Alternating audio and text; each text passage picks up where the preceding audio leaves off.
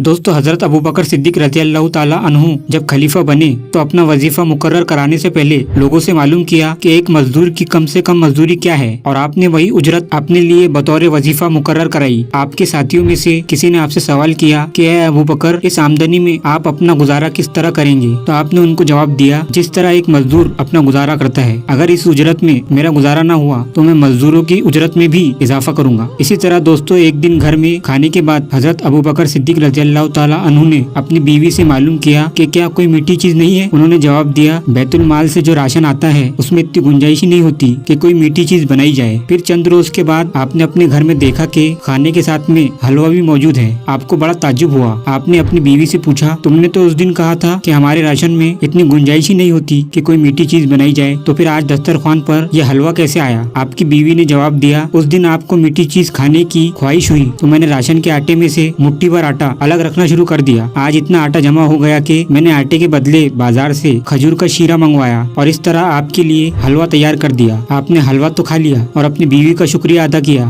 उसके बाद आप सीधे बैतुल माल तशरीफ ले गए और बैतुल माल के नाजिम से फरमाया, हमारे राशन के आटे में से अब एक मुट्ठी आटा कम करके दिया करना, क्योंकि हफ्ते भर के तजुर्बे से मालूम हुआ कि हमारा गुजारा तो मुट्ठी भर कम आटे में भी बखूबी हो जाता है। तो देखा दोस्तों कैसे थे हमारे खलीफा हजरत अबू बकर सिद्दीक रज़ी अल्लाह ताला अन्हु। ये ऐसे ही हुजूर के सबसे प्यारे दोस्त नहीं थे। दोस्तों वीडियो को लाइक और चैनल को सब्सक्राइब जरूर कर लेना।